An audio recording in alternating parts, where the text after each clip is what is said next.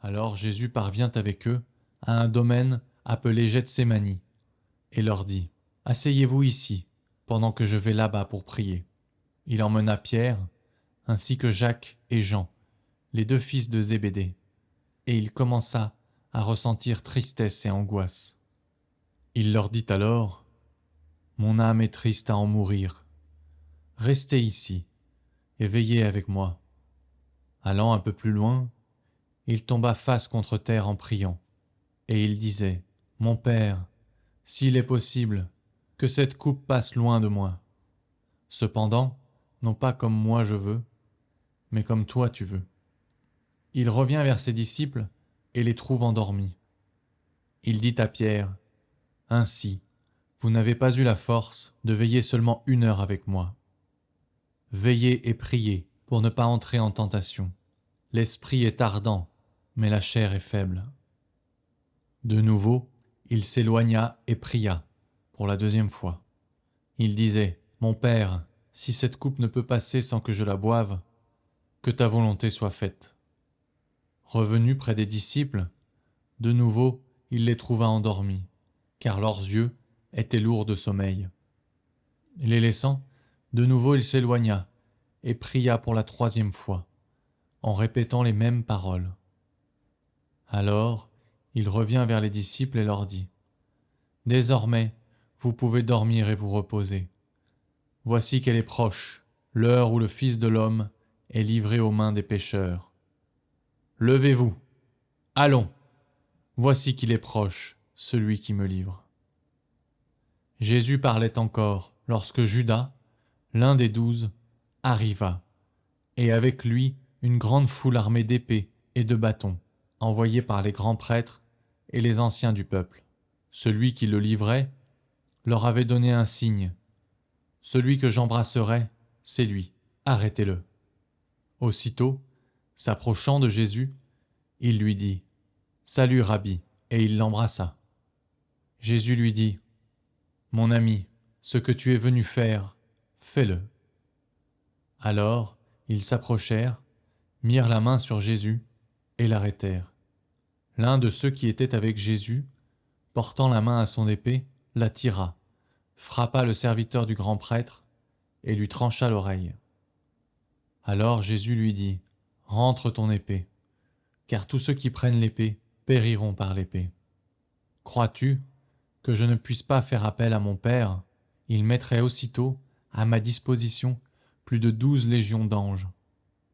Mais alors, comment s'accompliraient les Écritures, selon lesquelles il faut qu'il en soit ainsi ? » À ce moment-là, Jésus dit aux foules : « Suis-je donc un bandit, pour que vous soyez venus vous saisir de moi avec des épées et des bâtons ?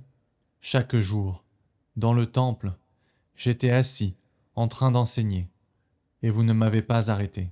Mais tout cela est arrivé pour que s'accomplissent les écrits des prophètes. » Alors, tous les disciples l'abandonnèrent et s'enfuirent.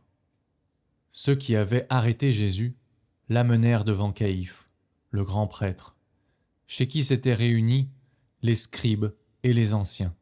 Quant à Pierre, il le suivait à distance, jusqu'au palais du grand prêtre. Il entra dans la cour et s'assit avec les serviteurs pour voir comment cela finirait.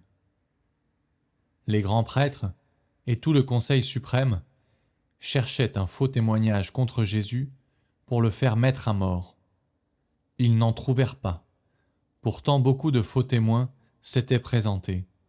Finalement, il s'en présenta 2, qui déclarèrent : « Celui-là a dit : je peux détruire le sanctuaire de Dieu et en 3 jours le rebâtir. » Alors le grand prêtre se leva et lui dit : « Tu ne réponds rien ? Que dis-tu des témoignages qu'il porte contre toi ?» Mais Jésus gardait le silence.